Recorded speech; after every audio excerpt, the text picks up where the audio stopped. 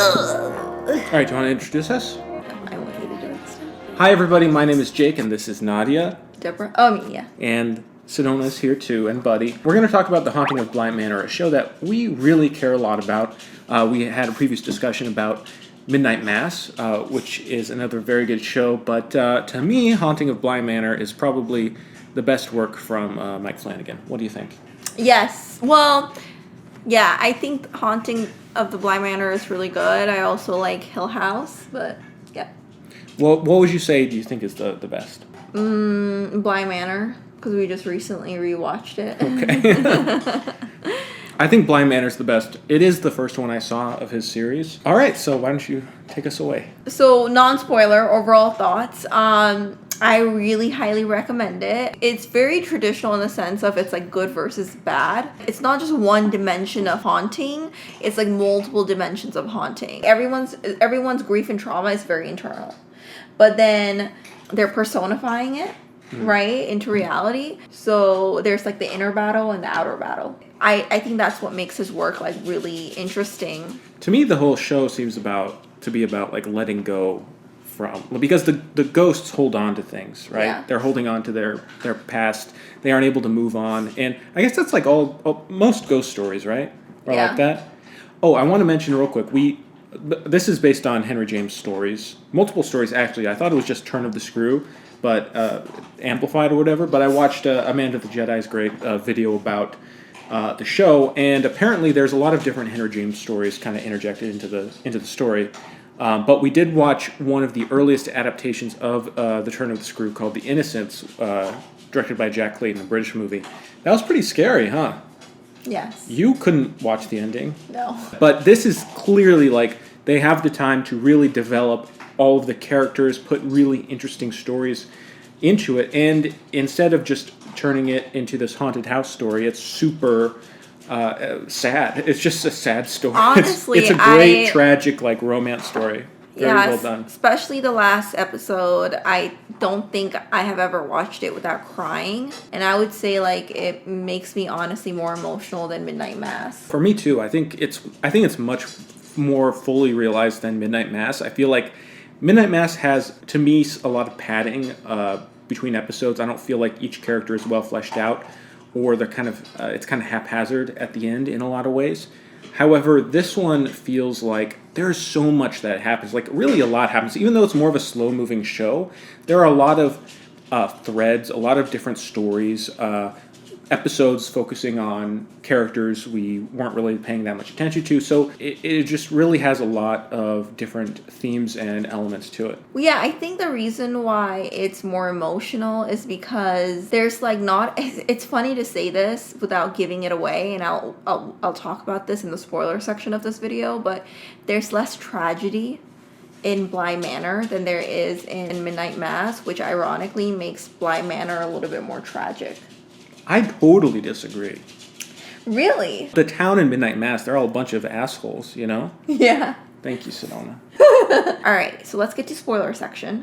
All right, you want to talk about Danny first? Sure. So Danny is the main character. She loses her fiance, and she feels like she's the reason why he's dead.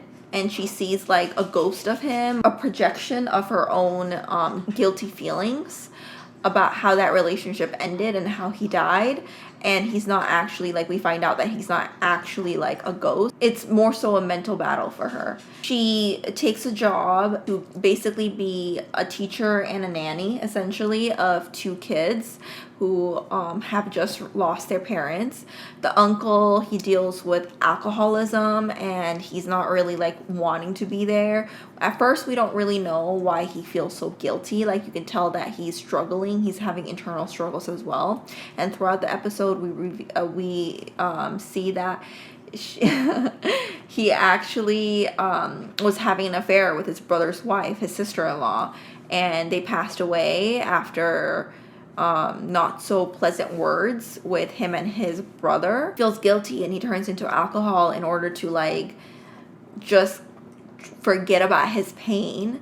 Danny, I think I interpret that at her as like being able to see that something isn't right with the uncle, but she just so desperately wants to just like change her environment that she accepts a job and frankly probably goes a little bit in over her head, but she so desperately wants to escape herself, escape her thoughts. So she gets to Bly Manor. She likes it. She thinks it's almost like a safe haven at first, and then she realizes she's seeing a guy. His name is Peter. Peter was a lover of Danny's predecessor, the woman who used to be a nanny plus a teacher, basically, of the two kids. But she's seeing him, and she doesn't understand why she's seeing him. She struggles internally trying to get rid of a vision of her past, but at the same time she's trying to make sense of like these ghosts that she's seeing, and she kind of doesn't understand or know like what is real and what is the past. She so badly wants to protect the kids. You really as an audience get to see her as a caregiver, and this is where like her character is very applicable to the way that it ends, because she's full of nothing but love. She's full of nothing but forgiveness, and the fact that she forgave herself shows that she's let go of rage, which is very important because we have another character. Viola is the ultimate villain whose gravity, quote unquote, is so strong that anyone who dies in Bly Manor or near the area gets stuck as a ghost. The reason why it's important, I think, that Danny is able to forgive herself for her past actions is because she eventually sacrifices herself. She goes above and beyond. I think a big theme of the show is moving on. Yeah, Viola isn't able to move on at all. She doesn't even like understand who she really is anymore. All she sees is like red, in a sense, right? All she wants is like what she wants, and she doesn't even understand. Like she's just existing, whereas like Danny is able to let go with love versus like Viola can't let go because she's full of rage. So at the end of the show, Flora is about to be taken in by Viola into the lake, and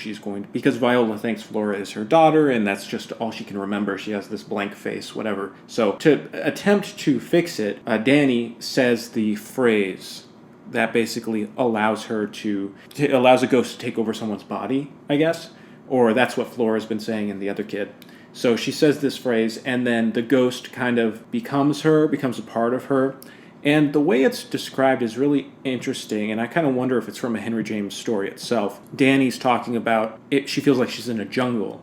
I feel like that must be from Henry James. It was very specific, really haunting, and to me it kind of feels like this metaphor for depression or some sort of a long-form illness, because she is stuck with this thing that she knows is going to overtake her. But she just has to live with it and learn how to enjoy the years and the time she has. It's really depressing. And we just rewatched the last episode, and I'm really depressed. It's very sad. I feel like I just have like 1,000-yard stare because it just bums me out. It bums me every time. I watch it and think about it. It's just really sad. It's really good. Like it's really haunting, moving love story, but it is a bummer. It is so sad. For me, it's more of a bummer because of what happens like with her and the gardener. Yeah, she dies. So she doesn't just die. What is really tragic? She kills herself. She jumps into the lake. Well, she becomes overtaken by the ghost within her. Yeah, and she doesn't. She recognizes she's about to do harm to her partner, and so she instead gives into the lake and goes to the lake, and her partner wants to come be with her, but Danny is that good of a person. She is so giving that she would never take her partner into the lake. She would never do that to someone she loves.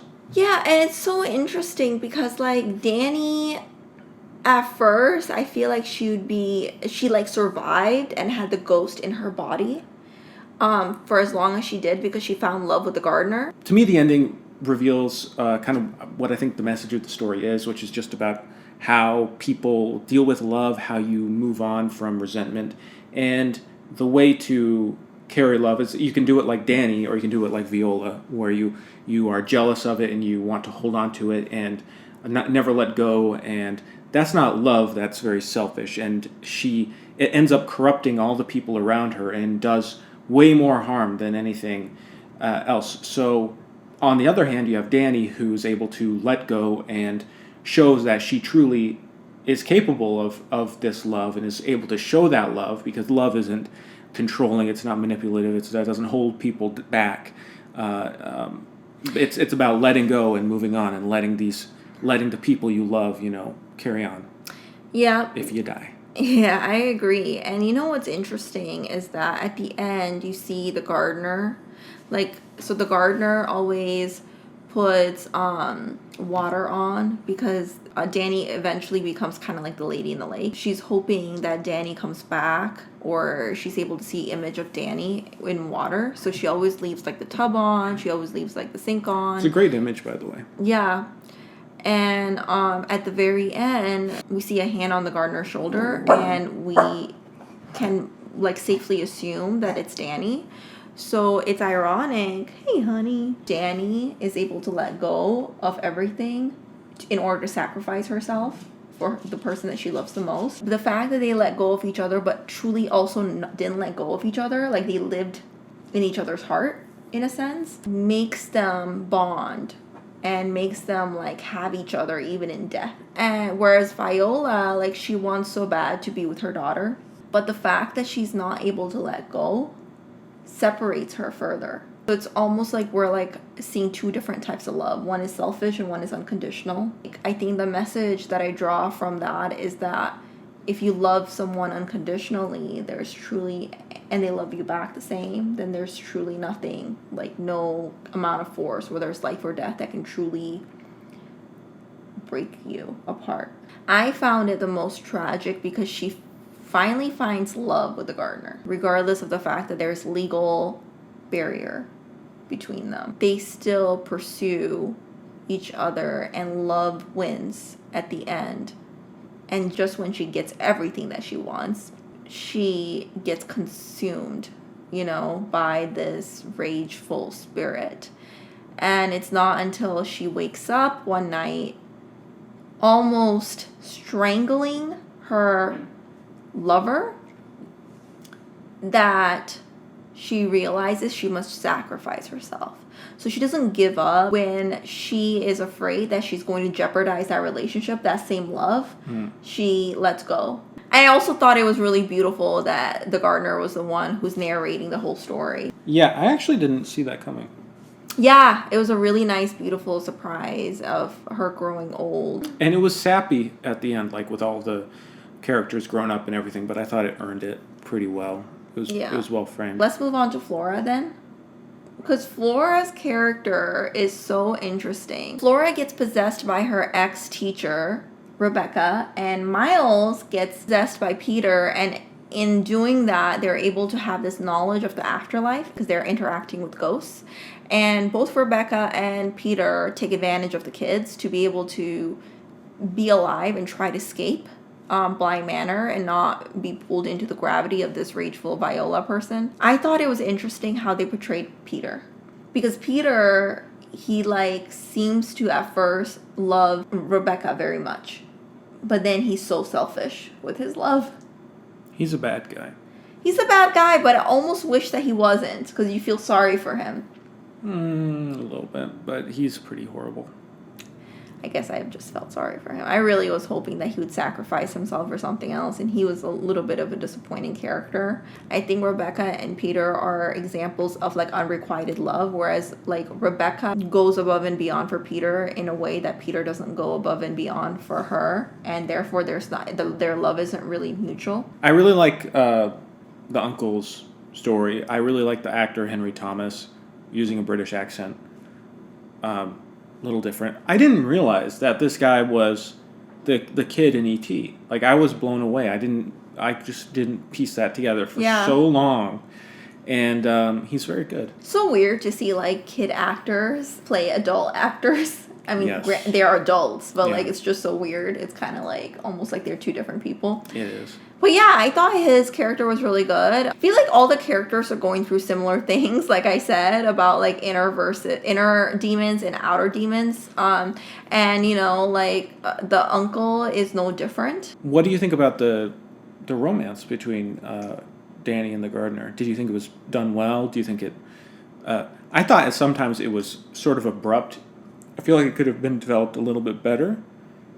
I thought it was abrupt, and I think it's intentional because they don't really become lovers until the very last episode. It's like the last 30 minutes when they become lovers. Well, there's like there's stuff going on for sure, but it doesn't, I don't know, you know how at the end and they say like, oh, well, it wasn't a ghost story, it was a romance, a love story. Yeah. And it's like, yeah, it really is kind of a surprise that it is that way, because it doesn't feel like it is a love story until like the last episode, the last 30 minutes. And that's a great love story, the way the last 30 minutes kind of hangs on there. It's like its own separate short film. It is, but I think it's also because, like, if you look at the whole series, like, Mike Flanagan breaks down each character and their backstory little by little. So, like, I think he's kind of saving the best for the last, because it is the best for the last. I do think we explore more of Peter and Rebecca's story, more than anyone else's, in a sense. I don't know if that's true, because it's kind of, you know, Peter and Rebecca are essentially like the main ghost next to Viola, because Danny sees their apparition. So I think that's why maybe they're explored more. But yeah, I really wish that like they explored more Danny and the gardener story, but at the same time, I just barely could watch the ending because I thought it was so sad that, I don't know, I thought it was also perfect at the same time. I do think it's really strange with Flora that she just forgets. Her and like her brother Miles, they just forget. That was great. Good side effect, you know? Like, hey, don't have to remember all this trauma. I just felt like that was maybe too convenient, because it's like, what? How did they forget? Like, what made them forget? Because they're pretty, like, they're old enough to remember, and it's very traumatic. You would think that they remember.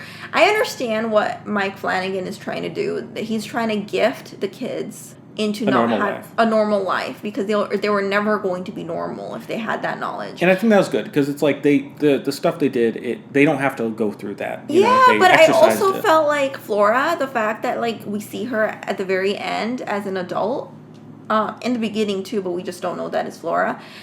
And when the gardener is telling the story and she finishes telling the story, she's like, oh, I don't know if you know this, my middle name is Flora.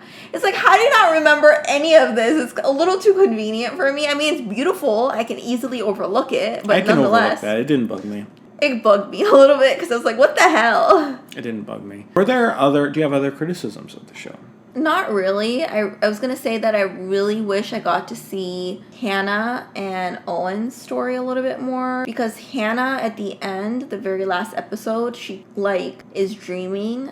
So all the ghosts get pulled back into a memory of their own, and it's like more so unfinished business. And Hannah, sees a mental ghost. It's funny that like ghosts see mental ghosts of like other people who are living. Yeah. But she sees Owen, who's not really there.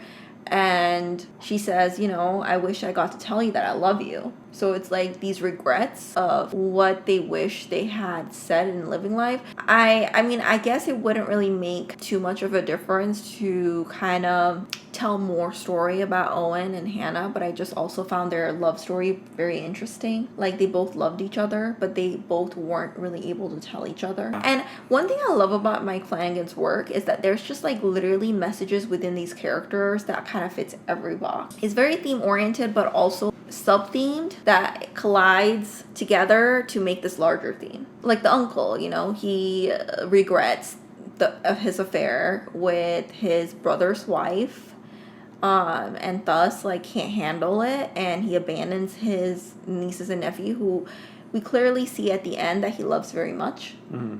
And in a funny way, I think it works out. Danny and her love story works out because she knows Danny's gonna die. So she's like, let's just take it one day at a time. You know? It's like, this is almost like perfect for me. I don't have to worry about, I don't have to worry about like really falling too hard because you're not going to be there. And to her surprise, she falls really hard. And ultimately, it is all about love. Like we stated so many times, like it's either you can get over your fears and be selfless because of the people that you love, right? For their sake. Or you can be selfish, be more controlling in the facade of love. Like Viola, it wouldn't have been good for her daughter to see a ghost of her mom. Mm-hmm.